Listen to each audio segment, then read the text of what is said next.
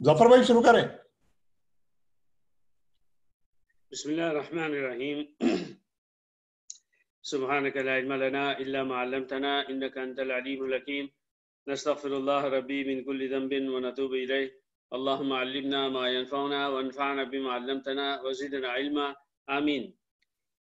मेरे भाइयों, पिछली नशिस्त में हमारे आफ्ताब भाई ने सूरह मायदा की आयत नंबर 44, 45 और 46 अगर आप चाहें तो अपने अपने कुरान में निकाल लें। सूरह मायदा पारा है छठा पारा सूरह मायदा आयत नंबर 44, 45, 46 में पूछा था कि इसमें इन आयतों में एक बात अल्लाह रब्बुल इज़्ज़त ने बार बार फरमाई है, वमन लम यहकुम बिमा अंज़लल्लाहु, और उसके बाद तीन अल्फाज अलग अलग मौक़ों पर फरमाए। एक जगह फरमाया काफिरून फौलाइका हुमुल काफिरून, उसके बाद है कुछ आयतों को जिक्र करके कुछ बताने के बाद है फौलाइका हुमुल ज़ालिमून, और फिर उसके बाद है कि फौलाइका हुमुल फासिकून। तो ये जो बार बार रिपीट हुई है और उसके बाद अल्फाज बदले हैं, इसका क्या मतलब है। और इसके साथ अनवर भाई ने ये पूछा था कि लफ्ज़ सुहत जगह जगह आया है तो उसका क्या मतलब है। तो उस वक्त हम लोगों ने तय किया था कि आज की इस मजलिस में इंशाल्लाह पहले इन तीन आयतों की मुख्तसर तशरीह कर लेंगे और फिर उसके बाद असल मौजू की तरफ आएंगे। तो आप अगर देख रहे हो कुरान में तो आयत नंबर 44 और आयत नंबर 45 ये यहूदियों के बारे में है, और आयत नंबर 46 ईसाइयों के बारे में है। और क्या है उसका मैं लफ्ज़ी तर्जुमा पहले पढ़ता हूँ। बिस्मिल्लाहिर्रहमानिर्रहीम। इन्ना अंज़लना तौरात फ़ीहा हुदन व नूर, बिलाशुबा हमने तौरात को नाजिल किया, उसमें हिदायत है और नूर है यानी रोशनी है। यहकुमु बिहन नबिय्यून अल्लज़ीना अस्लमू, इस पर वो अंबिया ईमान लाते हैं जो कि इस्लाम लाए। देखिए नबियों के बारे में कहा जा रहा है कि वो इस्लाम लाए। लिल्लज़ीना हादू वर्रब्बानियून वल अहबार, और उन लोगों के लिए कि जो यहूदी बने, रब्बानियून अल्लाह वाले बने, अहबार यहूदियों के बड़े बड़े आलिम बने। बिमस्तहफ़िज़ू मिन किताबिल्लाह, इस वजह से कि उनको हिदायत की गई थी कि अल्लाह की किताब को याद रखें। अल्लाह की किताब को याद रखें यानी अल्लाह ताला की किताब की हिफाजत करें। हिफाजत करें यानी उसमें कमी और बेशी ना होने दें। यानी इनके उलमा को, यहूदियों के उलमा को ये जिम्मेदारी दी गई थी कि वो तौरात में कम और ज़्यादा नहीं करेंगे। वकान अलैहि शुहदा, और वो जो उलमा थे उनके वो इस पर गवाह भी थे।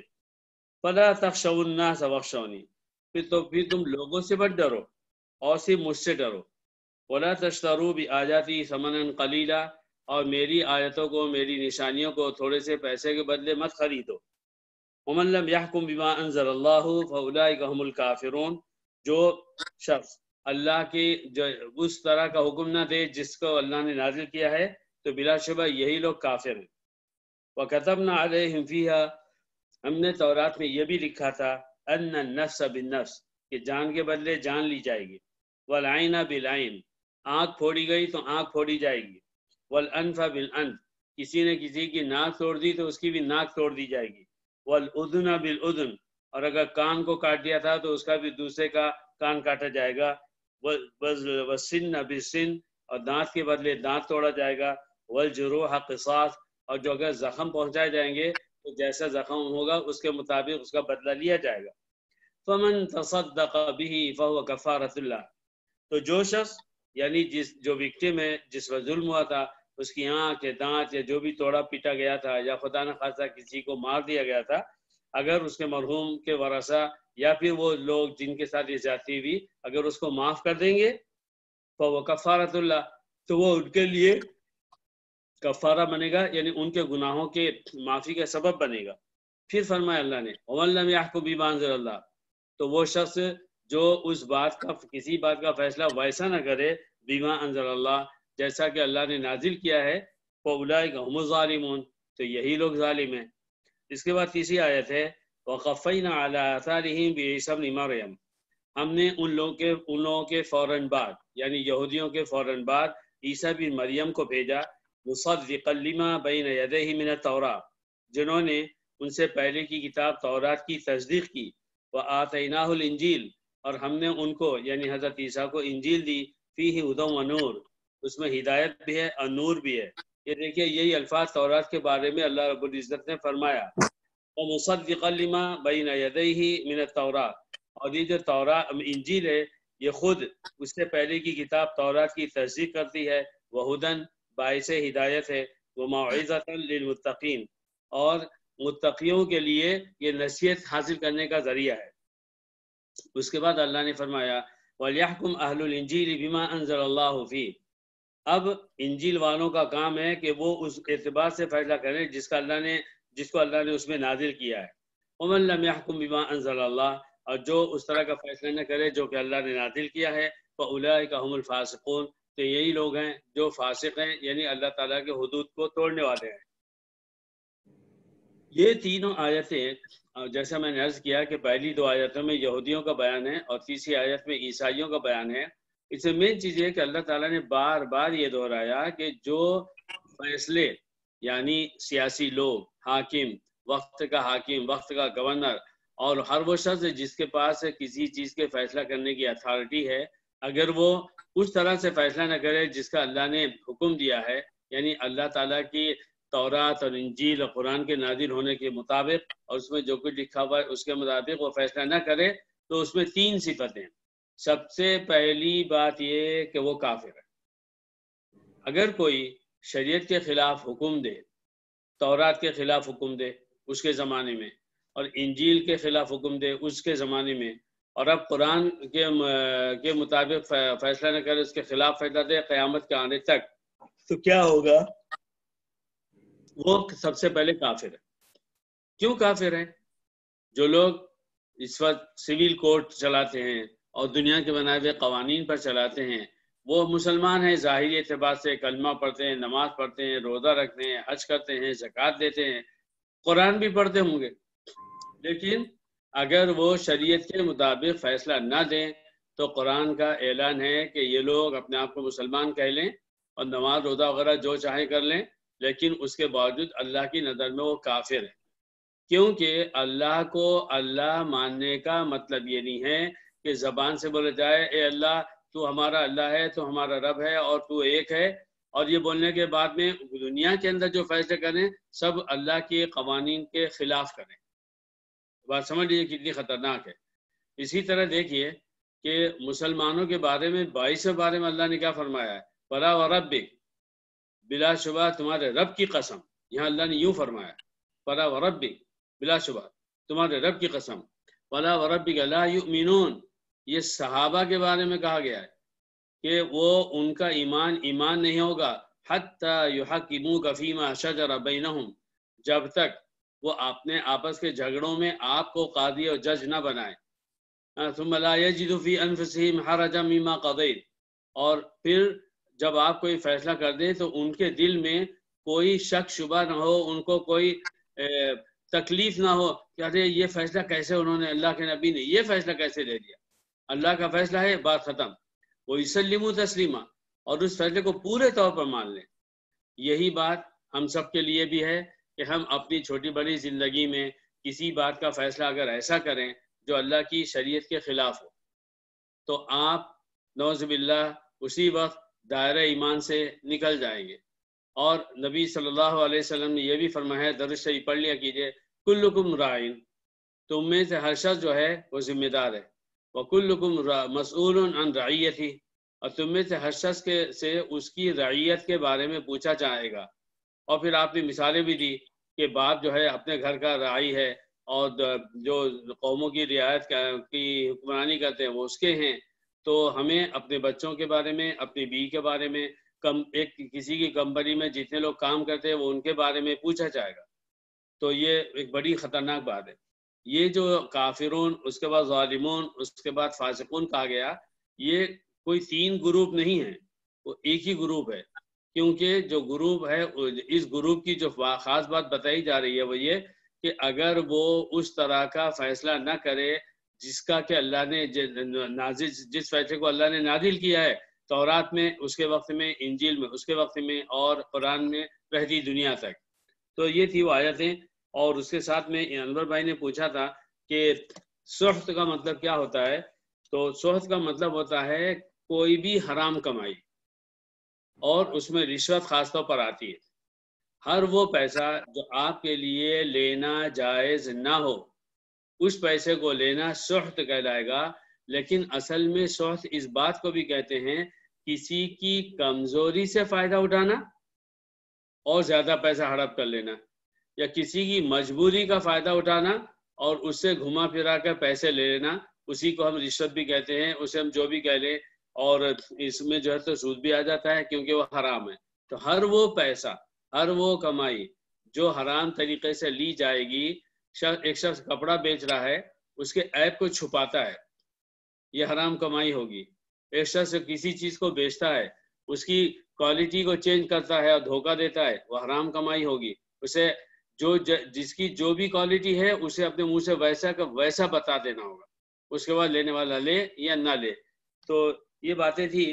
اب اس کے بعد جو ہے ہم لوگ اپنے روزانہ کے درس کی طرف آتے ہیں، اور چونکہ بقرعید قریب ہے تو میرا جی چاہتا کہ اس بقرعید پر اور قربانی کے اس پر میں نے پچھلے سالوں میں ایک دفعہ ایک مضمون لکھا تھا جو کورٹ کے انٹرنل میگزین میں چھپا تھا، تو میں چاہتا ہوں کہ آپ کو صرف اس کا ایک اردو ترجمہ سنا دوں، تو وہ فائدے سے خالی نہیں ہے۔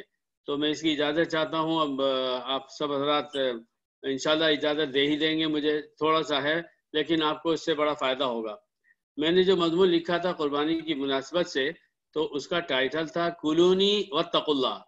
وہ کورٹ کے انٹرنل میگزین میں چھپا تھا، اور اتنا پسند کیا گیا تھا کہ ہمارے عربی اسٹاف نے، بلکہ بہت سارے ججز نے کہا کہ ہم نے اس کی کاپیاں بنا کر مختلف لوگوں میں تقسیم کی ہے، اپنے ریلیٹیوز کو بھیجا ہے۔ اللہ کرے ایسے ہوا اور اللہ مجھے اخلاص دے۔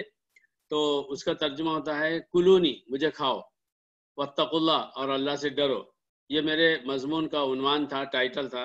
اور شروع میں نے یہاں سے کیا کہ بقرعید کے دن جیسے ہی قریب آئے تو مجھے قربانی کا جانور خریدنا تھا، اور میں اس کے لیے کیٹل مارکیٹ گیا، اور جا کر میں نے وہاں سے دیکھ بھال کر ایک بکرا اچھا سا خریدا، پھر اسے لا کر اپنی گاڑی میں رکھا، اور گاڑی جیسے ہی میں نے چلانی شروع کی تو بکرا میں کر کے مجھ سے پوچھنے لگ گیا کہ آقا، اس سے پہلے مجھے بہت دفعے بیچا گیا اور خریدا گیا مگر مجھے کبھی ڈر نہیں لگا، لیکن اب کی دفعے میں آپ کی گاڑی میں بیٹھا ہوں تو پتہ نہیں کہ مجھے ڈر لگ رہا ہے۔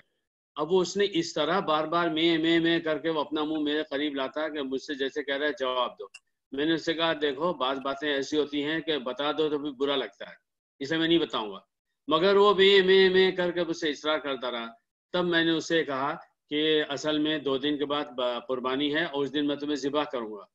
بکرا پھر میں کر کے بولنے لگا مجھے کیوں ذبح کرو گے، میں تو ابھی آپ کے ساتھ آیا، میں نے آپ کا کیا بگاڑا، میں نے آپ کا کیا نقصان کیا، تو آپ مجھے مار ڈالو گے؟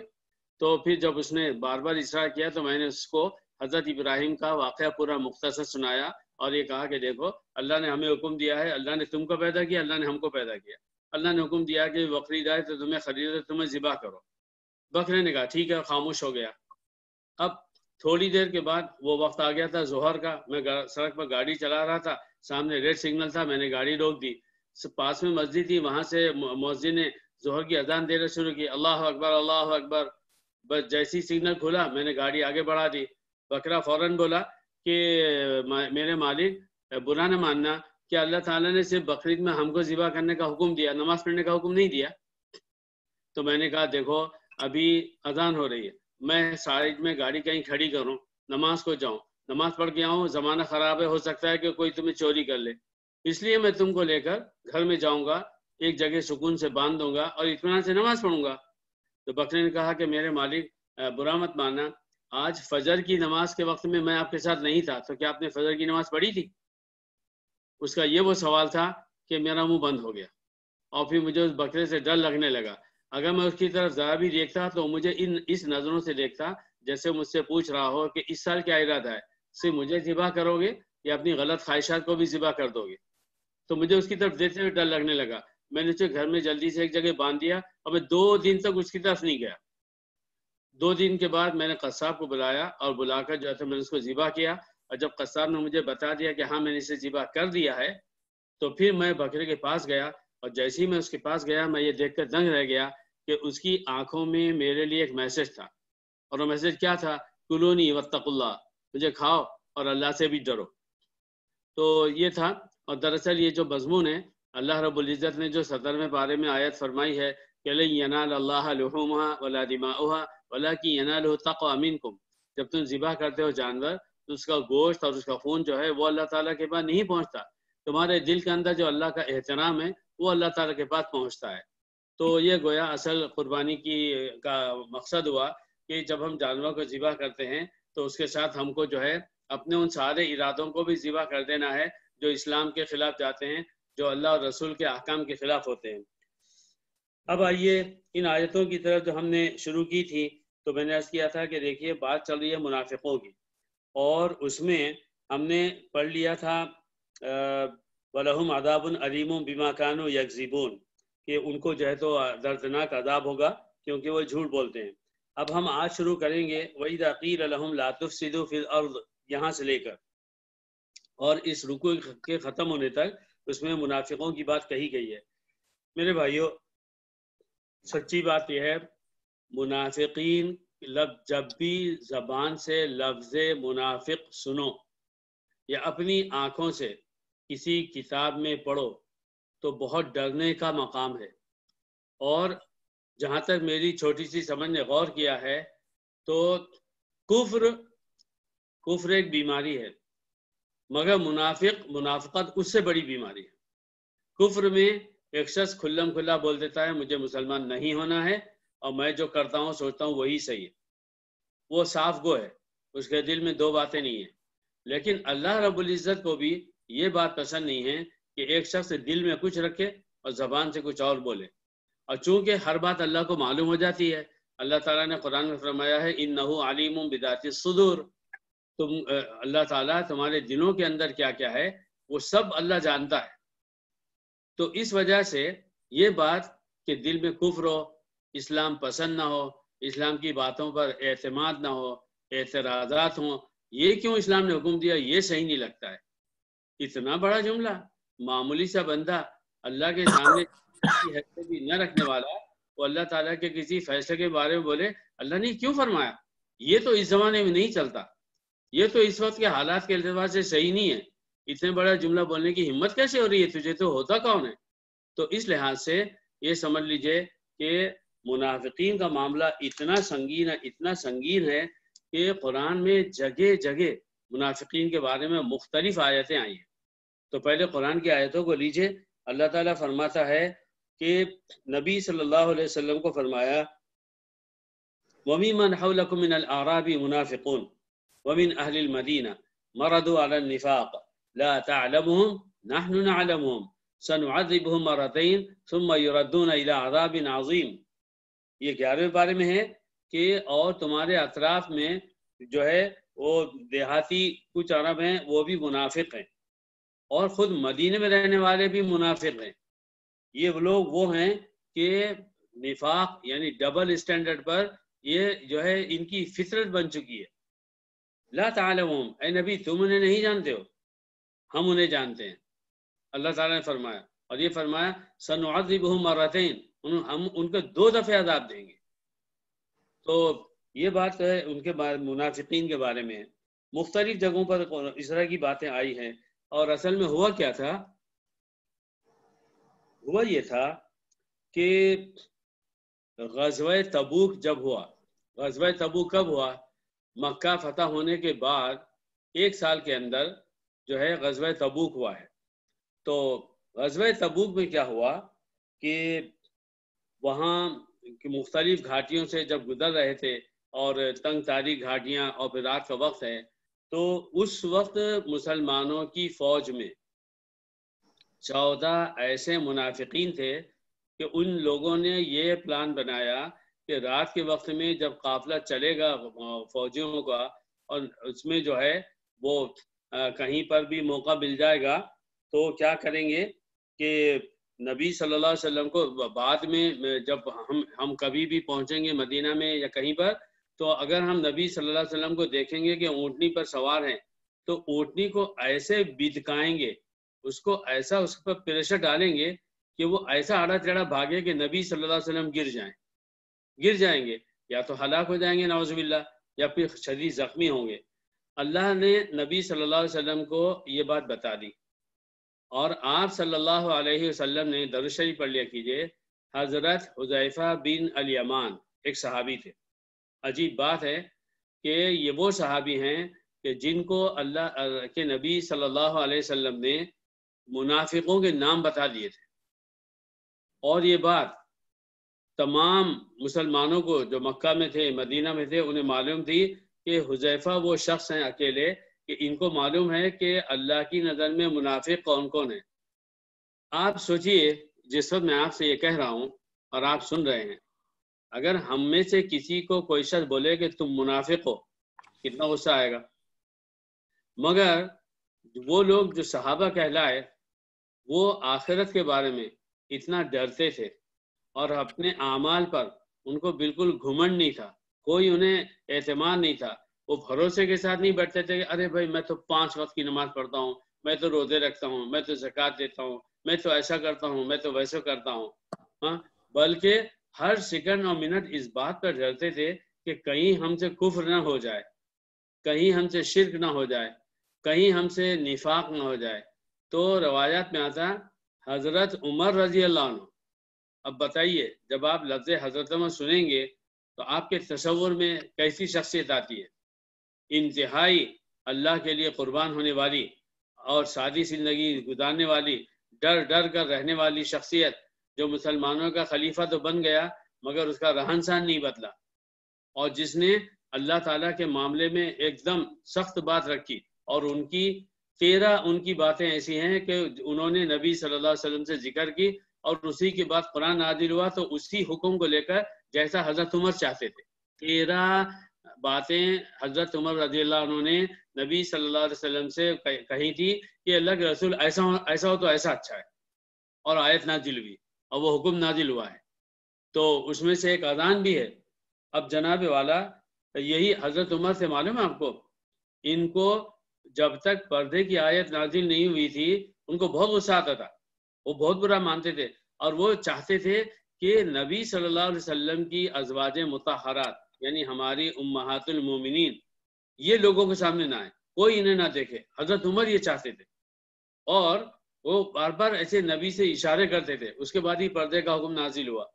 تو حضرت عمر جو ہے اتنا سب کرنے والے، عشرہ مبشرہ میں ہیں، ان کو جنت میں بتا دیا گیا بھائی تم جنت میں جاؤ گے، اس سے بڑا سرٹیفکیٹ کوئی ہو سکتا ہے؟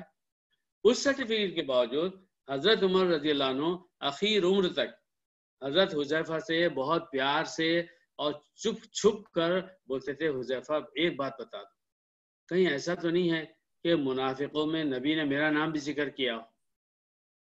ہے یہ وہ ڈر؟ علماء میں نہیں، علماء میں، اور علماء تو ایسے زندگی گزارتے ہیں، اللہ تعالیٰ بدگمانی سے بچائے، جیسے جنت ان کو دنیا ہی میں مل جائے گی اور آخرت میں بھی، اللہ بچائے۔ تو ہماری دینداری کیسی ہو؟ ہماری دینداری ایسی ہو کہ ہر سیکنڈ اور ہر منٹ ایکسیڈنٹ ہونے کا خطرہ ہو، پتہ نہیں کہاں شیطان بہکا دے اور ہم پھسل جائیں اور وہ گناہ ہو جائے، اللہ کے یہاں لکھا جائے اور وہ کفر اور شرک کا سبب بنے، منافقت کا سبب بنے، اور ہم سیدھے جہنم میں جائیں، اللہ بچانے والا ہے۔ تو یہ ایک تو بات یہ ہے۔ دوسری بات یہ ہے کہ نبی صلی اللہ علیہ وسلم آپ کو اللہ نے رحمت للعالمین بنایا کہ وہ دونوں جہانوں کے لیے جو ہے رحمت ہے۔ آپ صلی اللہ علیہ وسلم صرف انسانوں کے لیے رحمت نہیں تھے، وہ کافروں کے لیے بھی تھے اور منافقوں کے لیے بھی تھے، اور یہاں تک کہ جانوروں کے لیے تک تھے، ہر چیز کے لیے آپ رحمت تھے، اور آپ نے ایسی رحمت کی باتیں خود فرمائی اور عمل کر کے دکھلایا۔ منافقوں کا حال ایسا تھا، حضرت عمر جو ہے وہ چاہتے تھے کہ نبی صلی اللہ علیہ وسلم منافق مسلمانوں کا وہ مسجد میں جب آئیں اور جب آپ کے سامنے آئیں اور جب وہ کسی طرح کی بات کرنے آئیں، اللہ کے نبی صلی اللہ علیہ وسلم کو لفٹ ہی نہ دے، وہ یہ چاہتے تھے، بالکل لفٹ نہ دے، یہ وہ چاہتے تھے۔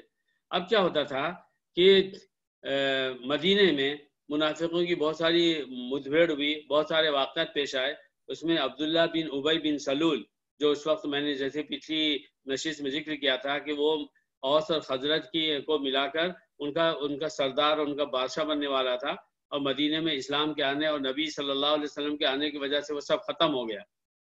تو یہ شخص جو ہے ایسا ہوا تھا کہ جب مسلمان گئے تھے اس کے لیے عمرہ کرنے کے لیے، اور وہاں سے وہ واپس آئے، تو یہ ہوا کہ نبی صلی اللہ عبداللہ بن ابی بن سلول جو ہے وہ یہ کہہ رہا تھا کہ اب ایسا ہے، ایسا کریں گے کہ جو مسلمان جو عزت والے ہیں وہ ذلیل لوگوں کو یہاں مدینے سے باہر نکال دیں گے۔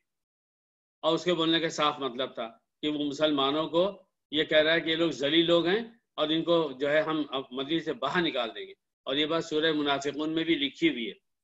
تو اب کیا ہوا کہ انہی کے بیٹے، ان کا نام بھی عبدالسلام تھا، انہوں نے کیا کیا، ان کو معلوم ہوا کہ میرے باپ نے ایسا کہا، وہ بڑے پکے مسلمان تھے، تو وہ جو ہے انہوں نے کہا کہ اللہ کے نبی، میں ابھی مدینہ واپس جاؤں گا تو اپنے باپ کو مدینے سے باہر نکال دوں گا، بتا دوں گا اس کو کہ عزت والا کون ہے اور ذلت والا کون ہے۔ یہ تھا نبی صلی اللہ علیہ وسلم نے ان کو منع فرمایا۔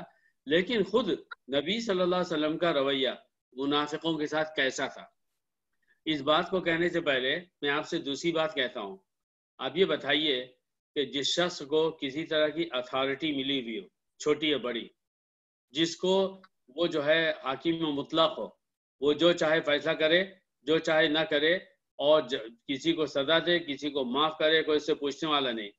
نبی صلی اللہ علیہ وسلم کو آخری نبی بنا دیا گیا ہے، اس سے بڑی پوسٹ دنیا میں کسی انسان کو مل سکتی ہے؟ اس کے بعد تو ایسا ہونا چاہیے کہ جو آپ کو نہ مانے، آپ صلی اللہ علیہ وسلم بھی اس کو جو ہے تو لفٹ نہ دے، اس کے بارے میں آپ کی نگاہیں بدل جائیں، آپ کا رویہ بدل جائے۔ مگر قربان جائیے اپنے نبی پر کہ وہ جب تک زندہ رہے انہوں نے ہر شخص کا ایسا احترام کیا کہ جس کی مثال نہیں ملتی۔ تو وہ منافقوں کے ساتھ بھی آپ صلی اللہ علیہ وسلم کا جو رویہ تھا وہ بڑا ہی صاف ستھرا تھا، اور ایسا ادب اور احترام محبت کا تھا کہ جس میں اس کی مثال نہیں ملتی۔ یہ عبداللہ بن ابی بن سلول یہ مر گیا۔ اب آپ صلی اللہ علیہ وسلم کا مدینے میں رویہ تھا کہ اگر ظاہری طور پر کسی نے اسلام کو قبول کیا ہے، آپ صلی اللہ علیہ وسلم اس کے جنازے میں شریک ہوتے تھے، اس کی نماز پڑھاتے تھے۔ حضرت عمر کو معلوم ہوا، انہوں نے کہا نہیں اللہ کے رسول، آپ اس کی نماز نہیں پڑھائیں گے۔ تو اتنی کثرت سے حضرت عمر نے آپ پر اصرار کیا کہ آپ صلی اللہ علیہ وسلم نے حضرت عمر کو جواب دیا، انی اکرہ ان تتحدث العرب ان محمد یقتل اصحابہ۔ دیکھو میں اس بات سے ڈرتا ہوں کہ عرب یہ کہیں گے کہ دیکھو محمد تو ایسے ہیں اپنے ساتھیوں کو قتل کرتے۔ یہ بات آپ نے کب فرمائی تھی؟ جب ان 14 منافقون کی اللہ تعالیٰ نے اطلاع دی تھی کہ یہ چاہتے ہیں کہ آپ اونٹی پر سوار ہوں اور اونٹی کو دھکا پکا دے کر آپ کو گرا دیں۔ تو اس کے بعد وہ جو ہے عبداللہ بن ابی بن سلول کی نماز نہیں پڑھنے دے رہے تھے حضرت عمر۔ پتہ ہے کیا ہوا؟ قرآن کی آیت نازل ہوئی کہ وَلَا تُصَلِّ عَلَىٰ أَحَدٍ مِّنْهُمْ مَاتَ أَبَدًا وَلَا تَقُمْ عَلَىٰ قَبْرِهِ۔ یہ منافقوں میں سے کوئی اگر مر جائے تو آپ ان کی نماز نہیں پڑھاؤ گے، اس کی قبر کے پاس بھی کھڑے نہیں رہو گے۔ اور اسی رکوع کو جو 10ویں پارے میں ہے، آگے اللہ نے فرمایا ان تستغفر لهم 70 مرہ فلن یغفر اللہ لهم۔ آپ ان منافقین کی اگر 70 دفعے بھی اللہ سے مغفرت کے لیے دعا کریں گے نا، اللہ تعالیٰ بالکل قبول نہیں کرے گا۔ تو یہ تو فیصلہ اللہ کا۔ مگر قربان جائیے اس نبی رحمت کے بارے میں کہ نبی صلی اللہ علیہ وسلم یہ فرماتے تھے، اس کے بعد بھی آپ دعا کرتے تھے کہ اللہ اس کی مغفرت فرما۔ تو حضرت عمر اور سارے صحابہ، لیکن حضرت عمر کہتے ہیں آپ کیوں کر رہے ہیں؟ اب اللہ نے تو یہ فرما دیا۔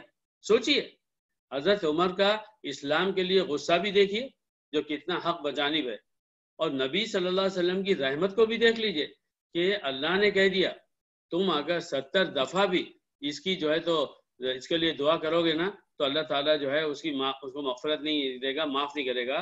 تو حضرت عمر جب بار بار کہتے تو نبی صلی اللہ علیہ وسلم فرماتے تھے انی خیرت فاخترت، مجھے اختیار دیا گیا ہے۔ کیوں؟ دیکھیے آیت قرآن کی وہ کیا ہے، ان تستغفر لہم، اگر تم ان کے لیے اللہ سے مغفرت مانگو گے۔ اللہ تعالیٰ نے یہ نہیں فرمایا فلا تستغفر لهم، تم ان کے لیے مغفرت کی دعا مت کرو اگر تم مانگو گے. اس میں یہ ہے کہ اگر تم مانگو گے بھی تو میں ایسا نہیں کروں گا. تو اس میں ایک طرح کا اختیار ہے. تو نبی صلی اللہ علیہ وسلم فرماتے تھے مجھے اختیار دیا گیا ہے، میں نے یہ سوچا کہ دعا کر لو، کسی پتہ اللہ تعالیٰ قبول کر لے تو ایک شخص جہنم میں جانے سے بچ جائے. ہمارے سامنے ہزاروں لاکھوں جو ہے نان مسلم ہیں، وہ سب کفر کی اور شرک کی وجہ سے جہنم میں جانے والے ہیں. کیا ہمیں کبھی کسی کافر کے کفر اور شرک سے یہ تکلیف ہوئی کہ اللہ اس کو جہنم سے بچا لے، اور کیسے جو ہے اس کو بچایا جائے؟ تو یہ بہت بڑی بات ہے. ایک ایسا درد ہر مسلمان کے دل میں ہونا چاہیے کہ وہ کسی بھی کافر کو کفر کی اور شرک کی نظر سے دیکھے تو یہ سوچے کہ اللہ اس کو کفر سے بچا لے، اس کو اسلام کی ہدایت دے. اپنی عادت بنا لیجئے کہ جب کسی کافر پر نظر پڑے آپ فوراً دعا کریں کہ اللہ اس کو اسلام کی ہدایت دے دے. اور اس کے بعد نبی صلی اللہ علیہ وسلم یہ تک فرماتے تھے کہ لو انی اعلم لو زدت علی 70 یغفر اللہ لہ لزدت، اگر مجھے اس بات کا پتہ چل جائے کہ 70 دفعے سے زیادہ ان کے لیے مغفرت مانگنے پر اللہ تعالیٰ انہیں معاف کر دے گا نا، میں اس کے بعد اور زیادہ مغفرت مانگوں گا. اللہ تعالیٰ نے لفظ 70 استعمال فرمایا.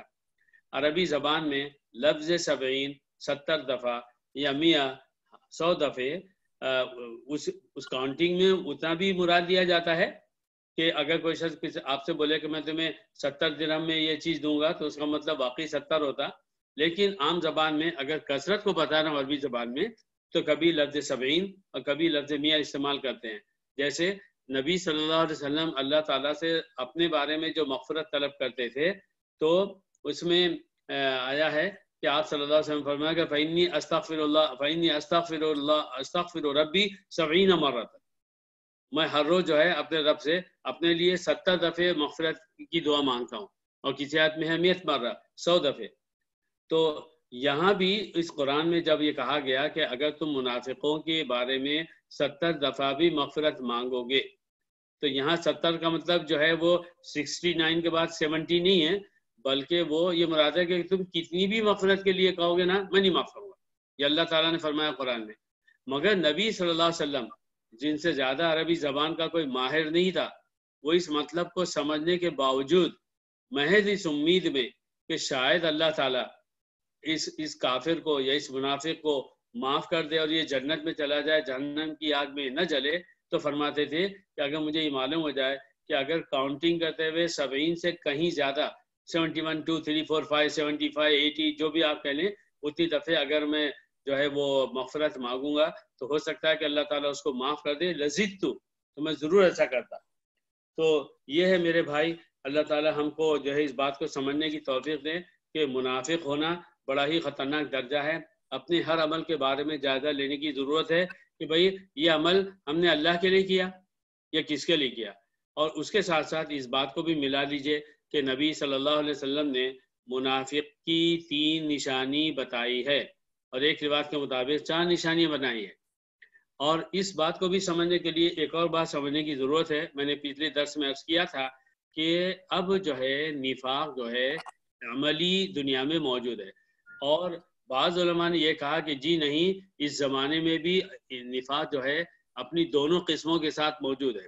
ایک ہے اعتقادی اور دوسرے ہے عملی. نفاق یعنی ڈبل اسٹینڈرڈ، دل میں کفر بھرا ہوا، اسلام کی مسلمانوں کی نفرت بھری ہوئی ہے اور زبان پہ کہہ رہے ہیں ہم مسلمان ہیں. تو یہ بات ایسی ہے کہ آج کے زمانے میں وہ سارے مسلمان جو انتہائی ماڈرن ہو چکے ہیں، ان کا ماڈرن ہونا ایک تو یہ ہے کہ وہ غیر مسلموں کے کلچر کو، سویلائزیشن کو اپنائیں اور کھانے پینے، رہنے سہنے اور زندگی کے ہر طریقے کا جو بھی طریقہ ہے اس کو بدل دیں.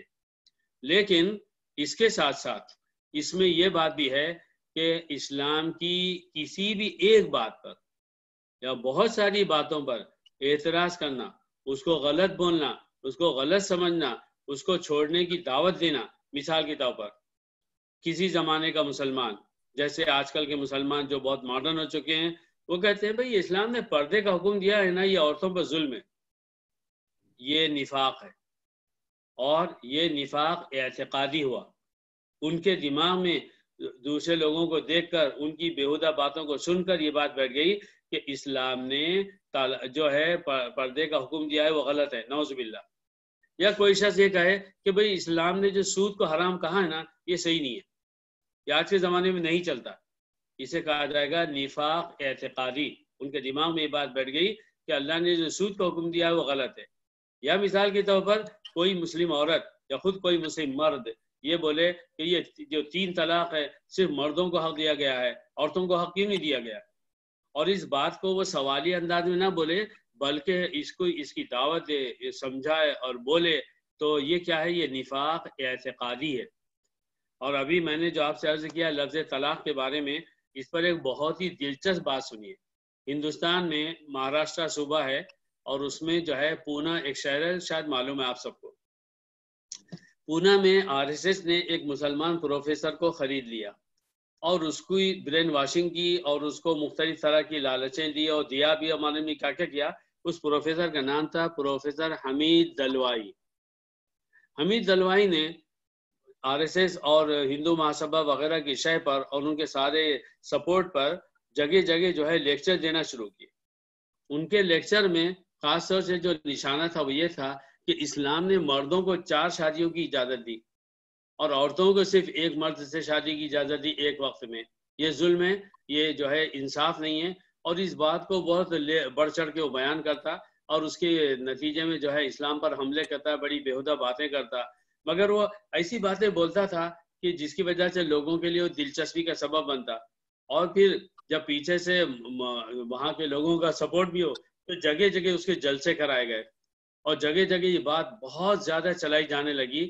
مسلمانوں کے دل دکھ رہے تھے لیکن وہ کچھ کر نہیں سکتے تھے. ایسے حالات میں مالیگاؤں شہر جہاں میں نے قرآن حفظ کیا، اور مالیگاؤں کے مسلمان واقعی ہر لحاظ سے ان کو مبارکبادی دینا پڑتا ہے کیونکہ ان کی علمی حالت، مالی حالت، ان کی سمجھ بوجھ اور ان کا آپس کا تعاون نہ وہ بہت بے مثال ہے. ایسے ہی مالیگاؤں مٹھائیوں کا شہر ہے کہ وہاں ہر جمعرات کو مٹھائیاں بہت کھائی جاتی ہیں. تو وہاں ATT ہائی اسکول ہے، ایک اسکول ہے جس کا نام ہے ATT. وہاں کے جو اسٹوڈنٹس تھے انہوں نے کسی سے نہیں بتایا، اپنے پرنسپل سے نہیں بتایا، علماء سے نہیں بتایا، سیاسی ورکر سے نہیں بتایا، اور انہوں نے جو ہے تو چپ چاپ کیا کیا کہ پروفیسر حمید دلوائی کو جو ہے وہ دعوت دے دی لیکچر دینے کی. جب اسکول کے لوگوں کو معلوم ہوا تو وہ بہت ناراض ہوئے، عام مسلمان ناراض ہوئے اور علماء ناراض ہوئے، اور ان سے بار بار یہ کہا گیا کہ بھائی تم یہ اس طرح اس شخص کو مت بلاؤ، یہ شخص بہت خبیث ہے اور الٹی سیدھی باتیں بولتا ہے.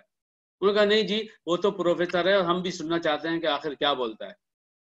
اس کے بعد میں حمید دلوائی پونا آیا اور بڑی کثرت سے ہزاروں کا مجمع ہوگا وہ کھڑا ہوا اور اس نے اپنی ہر طرح کی جو باتیں بولنی تھی وہ سب بولنا شروع کی اور بڑی دھویں دار تقریر کی، اور اس میں یہی بات بار بار دہرائی کہ یہ ظلم ہے عورتوں پر. مردوں کو 4 شادیوں کی اجازت ہے اور عورتوں کو صرف ایک کی شادی کی اجازت ہے ایک وقت میں.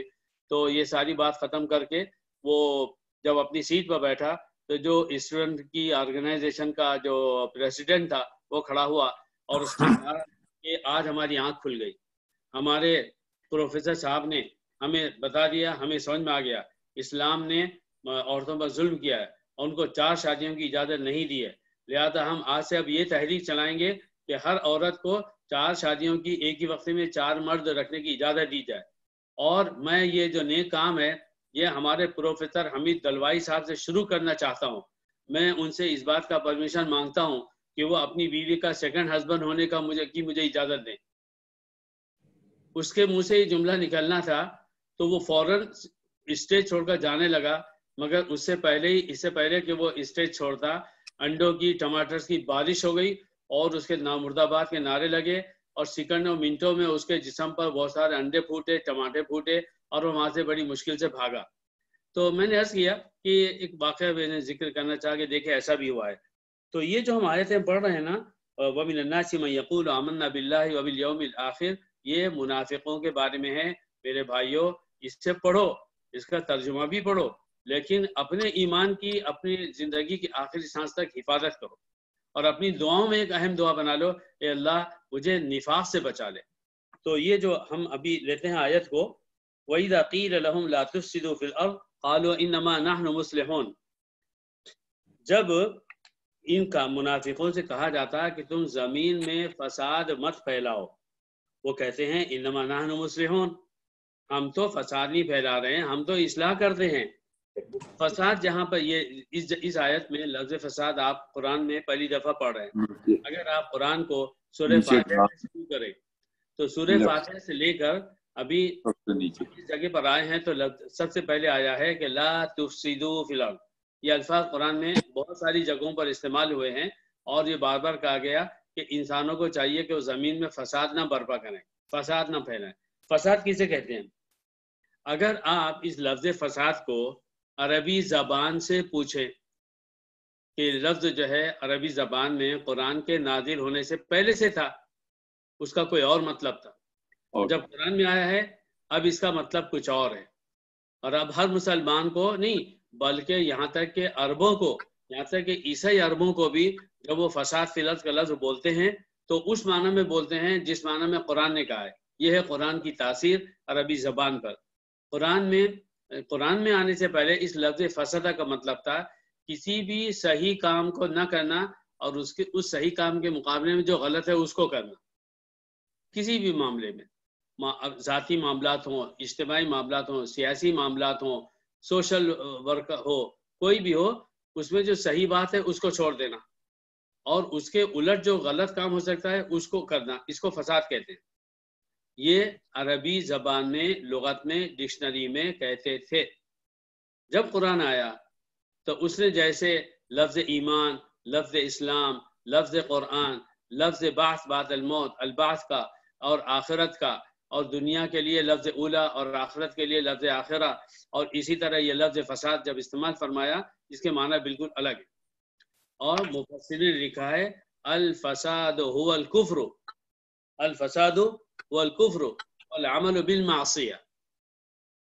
اسلام میں زمین میں فساد پھیلانے کا مطلب ہے کہ کفر پر آدمی خود بھی ہو اور کفر کی کو پھیلائے.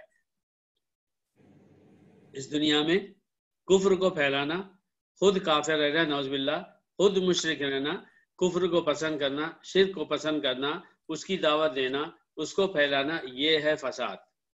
اور عمل بالمعصیہ، اور ہر وہ کام جو گناہ ہے، برا ہے، سماج میں، شریعت میں خصوصاً کوئی گناہ نہ چھوڑنا، جو جس گناہ کو کرنے کا موقع ملے ضرور کرنا، یہ ہے فساد.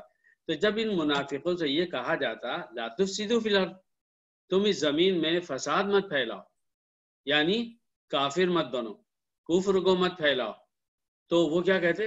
اوہو انما نحن مصلحون، ہم کیا فساد کریں گے، ہم تو اصلاح کر رہے ہیں.